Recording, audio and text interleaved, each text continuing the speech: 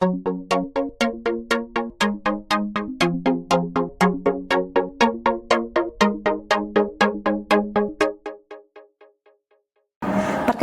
saya Sela Peti Susanti, MPD, dosen tetap Program Studi Pendidikan Agama Islam, Fakultas Tarbiyah di Universitas Darussalam Gontor.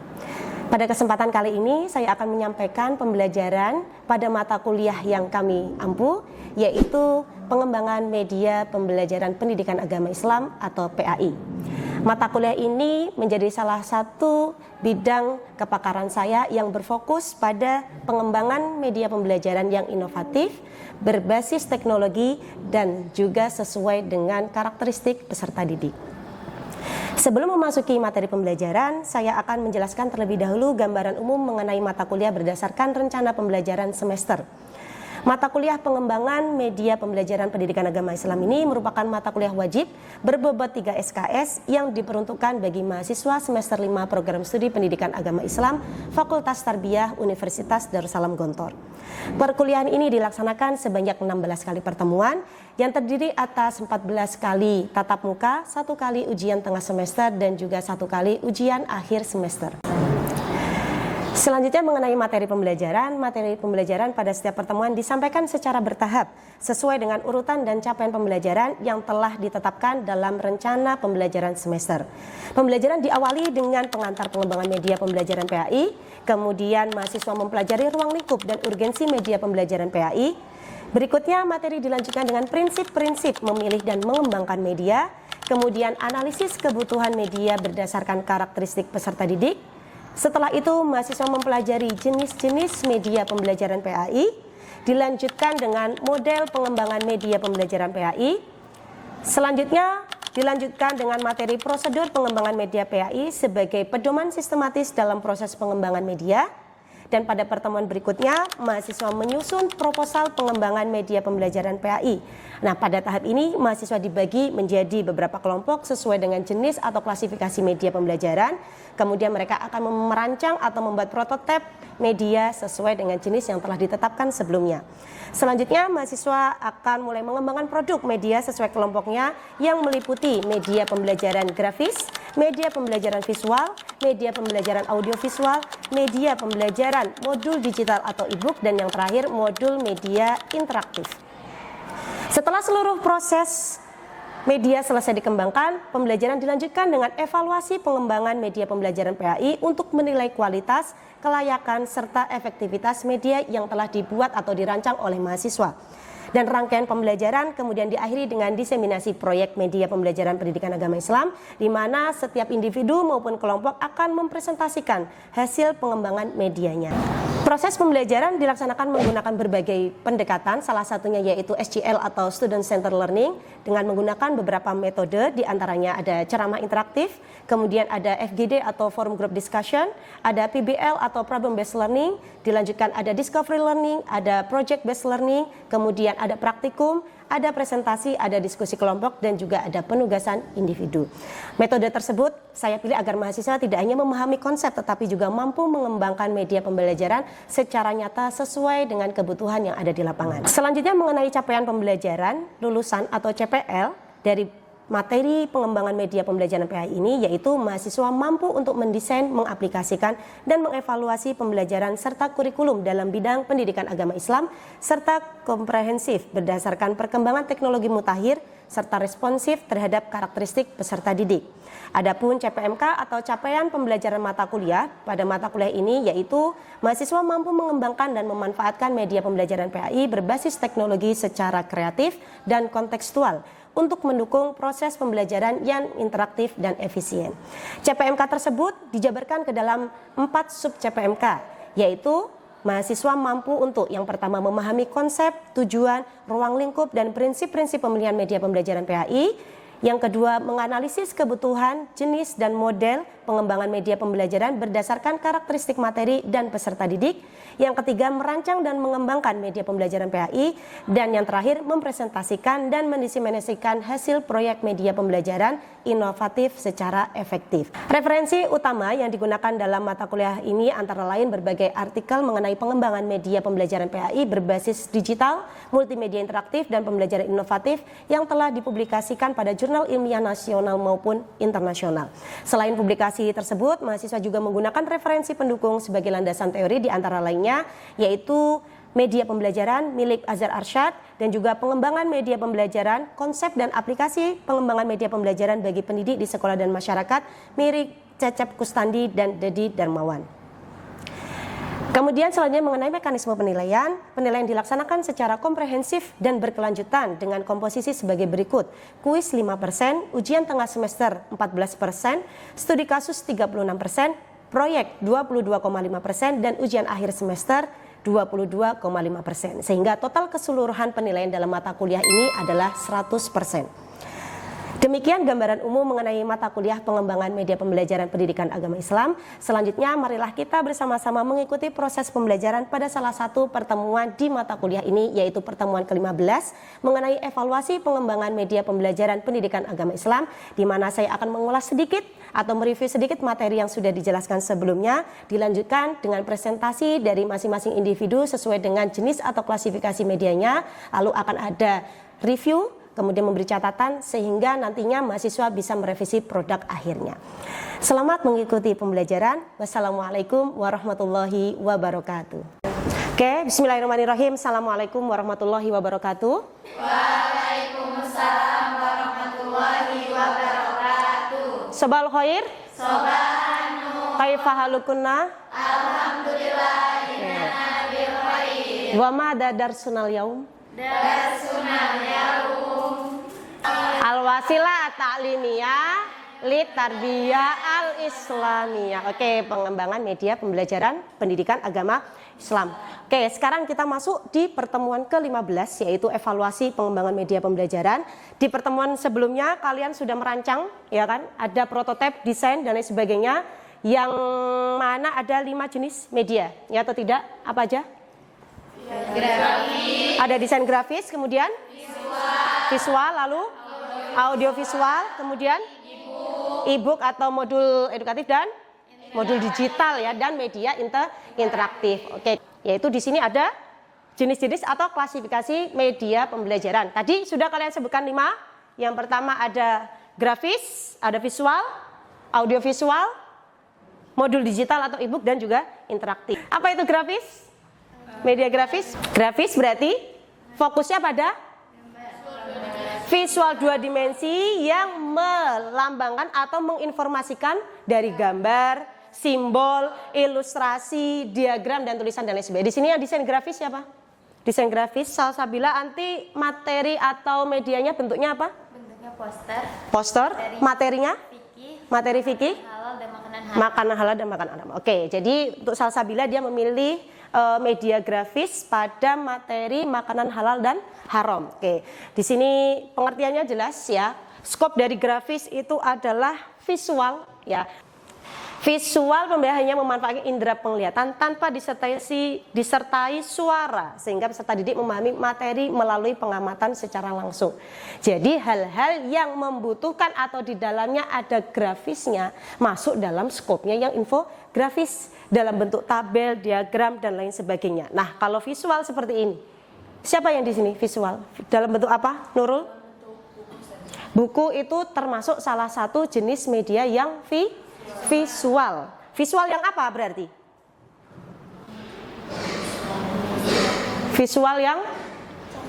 Visual cetak, betul.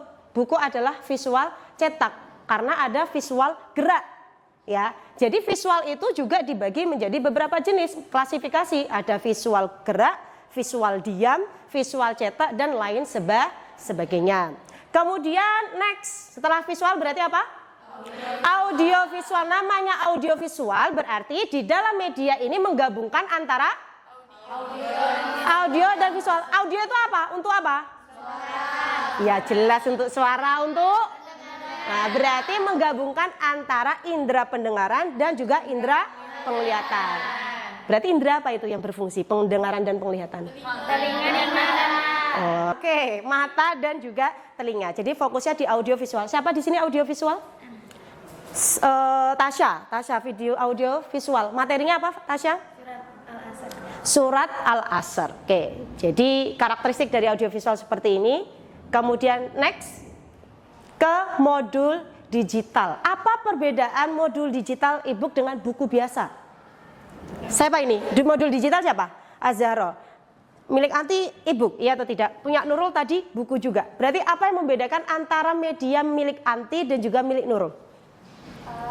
Kalau untuk yang visual buku, dia berupa buku cetak. Buku cetak. Kalau punya Anti? Dia berupa media di dalam digital. Oh, di dalam digital berbentuk media atau e-book itu sendiri. Oke. Nah, jadi itu ciri khas dari e-book ya.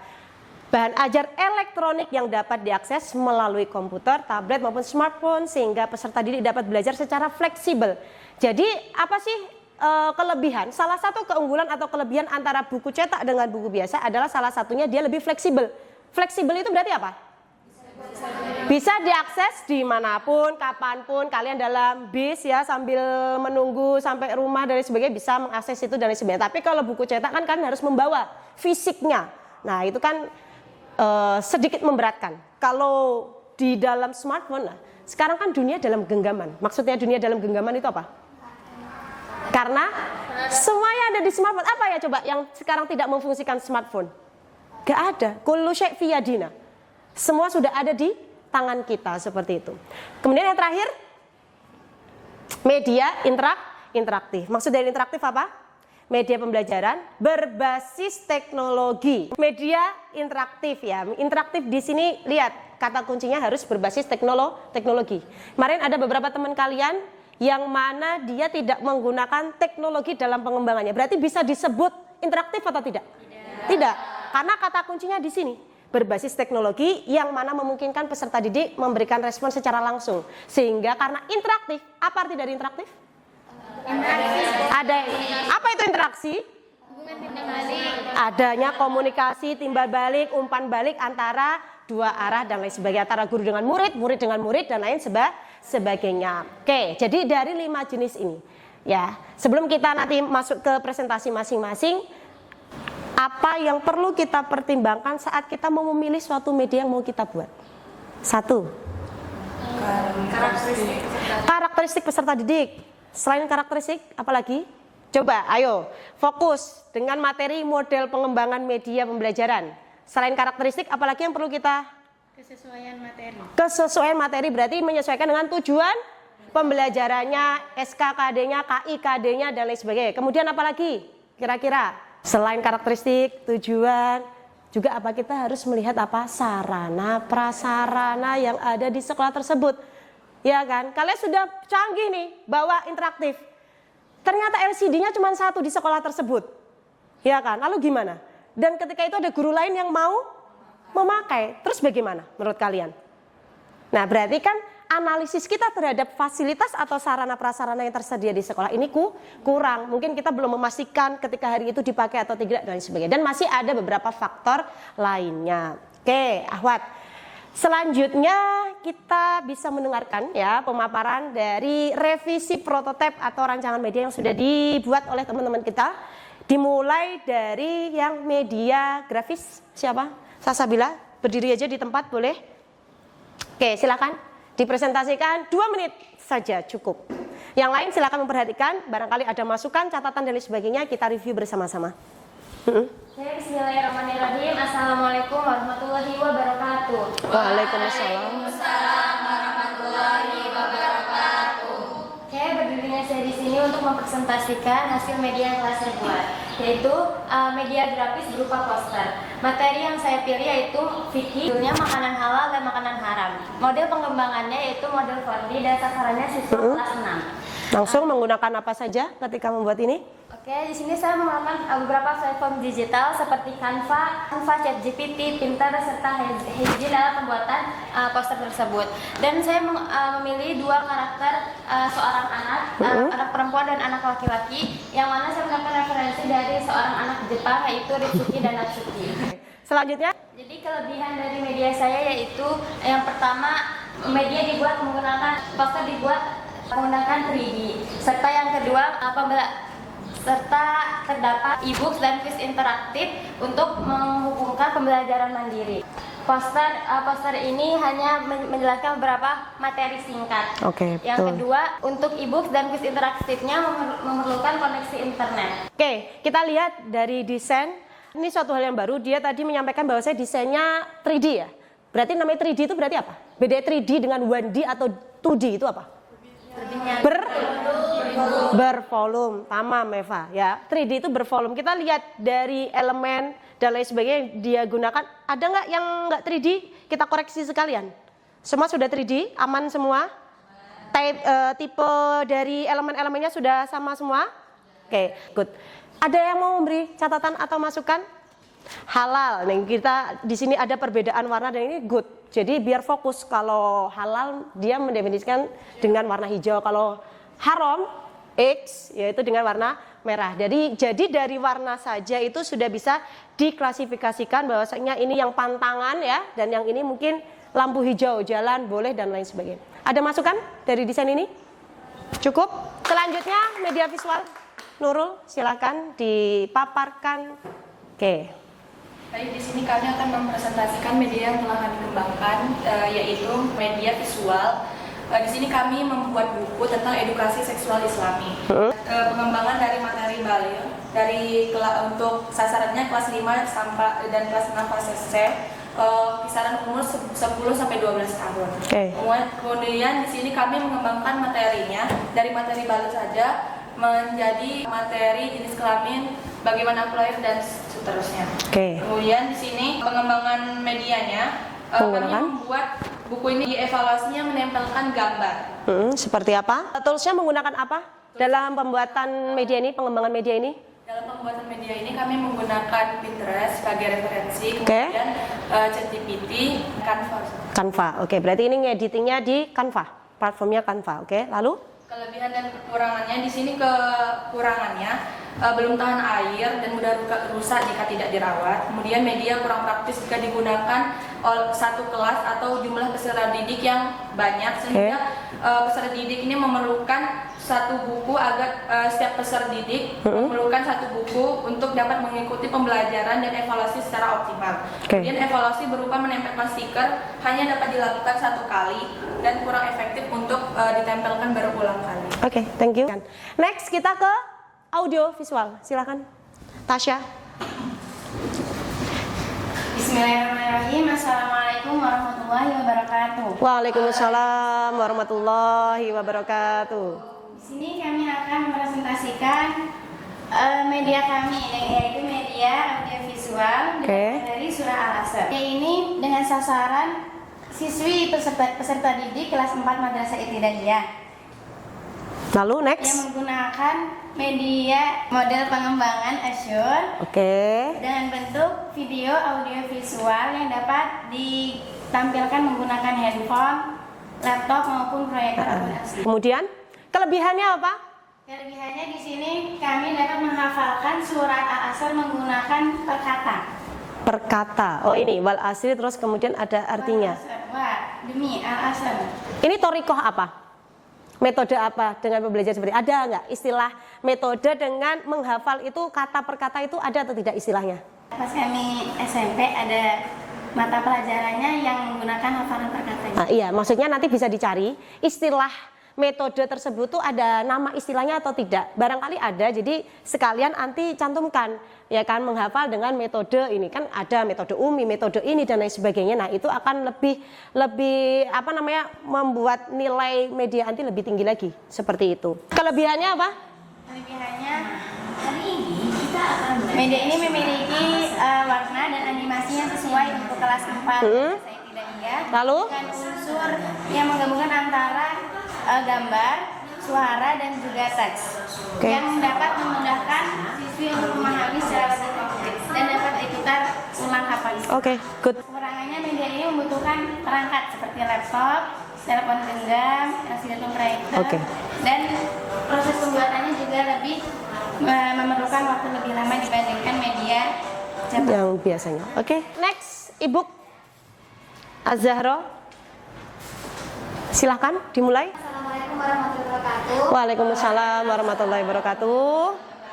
Sekarang di sini ada jenis media e-book dengan materi sejarah kebudayaan Islam pada bab hijrah Rasulullah yang pertama. Caranya untuk siswa kelas 2 KMI Oke. menggunakan model pengembangan MI. Lalu web yang saya gunakan ini ada Canva, Flip HTML5, Mic QR dan juga interaktif. Untuk saya mendesain di sini menggunakan Canva, lalu mengubah PDF dari Canva menjadi Flip menggunakan Flip HTML5 ini. Ada Mic QR untuk membuat berbagai kode sebagai contoh pembelajaran. Oke. Yang terakhir ada interaktif untuk membuat game teka-teki silang yang dievaluasi. Mana coba bagian akhirnya? Kelebihannya apa dan kekurangannya apa? Kelebihannya storytelling, Storytelling. lalu ini juga mudah diakses melalui berbagai perangkat. Oke. Mengintegrasikan teks, gambar dan juga tautan. Oke, kemudian kekurangannya? Untuk kekurangannya, media ini harus membutuhkan koneksi internet untuk beberapa fitur. Lalu ini juga bergantung pada kesediaan perangkat digital. Oke. Dari segi desain sudah mumpuni dan lain sebagainya, tapi kami sedikit kurang sepakat dengan coba desain awal-awal fontnya. Nah, bukan fontnya ya, tapi space antar font itu terlalu dempet sehingga kayak terlalu full. Nah, nanti coba dicek apakah karena size-nya terlalu besar atau memang kurang space antara baris pertama dengan baris kedua. Nah, kita lihat di sini. Ini kan terlalu padat, terlalu bertumpuk-tumpuk. Nanti tinggal di-adjust lagi biar mudah terbaca. Ingat, fungsi dari adanya tulisan itu untuk apa? Kalian membubuhkan ada tulisan, ada penjabaran itu untuk apa? Biar bisa apa? Biar bisa dibaca. Nah, orang bisa baca itu harus mudah terbaca. Jadi fokus dulu. Hati-hati, jangan hanya fokus pada estetika, tapi kita meninggalkan tujuan-tujuan utama ketika kita mau membuat suatu media. Karena pada dasarnya media adalah alat bantu untuk apa? Menyalurkan ilmu. Nah, dari guru ke peserta didik. Nah, kalau fontnya tidak terbaca, apakah tersalurkan informasi yang mana di dalamnya ada materi? Tidak. Tujuannya itu. Jadi jangan sampai estetika, kita mementingkan ini udah lucu dan sebagainya, tapi kita meninggalkan tujuan utama dari media, yaitu menyalurkan pesan, informasi atau materi dari guru kepada peserta didik. Jadi fokusnya di situ dulu, Ahwat. Jangan fokus pada karakter, elemen, warna, font dan lain sebagainya. Itu yang perlu diperhatikan. Ya, jadi harus terbaca. Kalau terbaca bisa dipahami. Nah, dia nggak paham bisa jadi karena kurang jelas. Interaktif. Silahkan, Din. Oke, bismillahirrahmanirrahim. Assalamualaikum warahmatullahi wabarakatuh. Waalaikumsalam warahmatullahi wabarakatuh. Pada kesempatan kali ini izinkan saya memperkenalkan media interaktif yang saya buat menggunakan Canva. Materinya apa, Din? Materi Al-Quran dan Hadis bab 4 surah Al-Humazah dan disasarkan untuk anak siswa kelas 2 Madrasah Ibtidaiyah. Oke, next. Lalu di sini ada materinya, yaitu berisi isi surah Al-Humazah, kandungan surah Al-Humazah dan tentang surah Al-Humazah. Next. Lalu di materi pembaharuannya yaitu ada di kotak yang tengah. Iya. Dalami pemahaman tentang neraka Al-Hutamah yang saya ambil dari buku Tafsir Al-Ibris dari jurnal milik Ainun. Terus next. Nah, lalu pembaharuannya di sini yaitu adanya fitur tabung kebaikan. Fitur tabung kebaikan tadi coba. Yang menggabungkan antara misi kebaikan dan sistem penghargaan, lalu juga menggunakan pemantauan guru untuk mengetahui seberapa besar perkembangan perilaku murid. Seperti ini contohnya. Ini gimana cara maininnya yang ini? Jadi misalnya dalam misi itu, dalam misinya guru itu memberikan misi kepada muridnya untuk berbuat baik, misalnya dalam 3 hari. Lalu ini adalah sistem penghargaan yang kami buat. Misalnya dalam 3 hari itu guru wali kelas dan guru mata pelajaran itu memberikan sistem penghargaan seperti bintang baik dan bintang jahat. Ini cara masukinnya bagaimana maksudnya? Manual atau ini berarti gambarannya saja? Evaluasi kami mau yuk latihan. Itu Kalau bermainnya pakai apa? bermain itu kita menggunakan 4 aplikasi yaitu ada game kit. Oke. Lalu Coba. di Lea itu ada Canva kode. Oke. Di Sophia itu menggunakan game kit. Di Oh ya. Coba diklik. Di Rasya menggunakan Z quiz. Oke, berarti ini nama-nama ini action ya, ke link ya, ke link ke berbagai games. Coba, oke. Oke, Ijlisi. Assalamualaikum warahmatullahi wabarakatuh. Waalaikumsalam warahmatullahi wabarakatuh. Oke, dari yang sudah dikembangkan oleh Din ya, Syamil dan Kamil ya. Seperti itu, oke? Oke, Ahwat. Semua insya Allah hadir ya dalam pertemuan kali ini. Insya Allah itu saja ya yang bisa kita diskusikan di hari ini. Alhamdulillah banyak ilmu baru, banyak wawasan baru, banyak insight baru bagi kami maupun bagi teman-teman yang ada di sini. Insya Allah itu hal yang baru ya. Karena ya sejatinya selama kita masih hidup kita itu belajar. Anak belajar dari kalian, kalian belajar dari anak, kalian belajar dari temannya dan lain sebagainya. Seperti itu, oke? Nah, tatim bilhamdalah. Alhamdulillahirabbil alamin.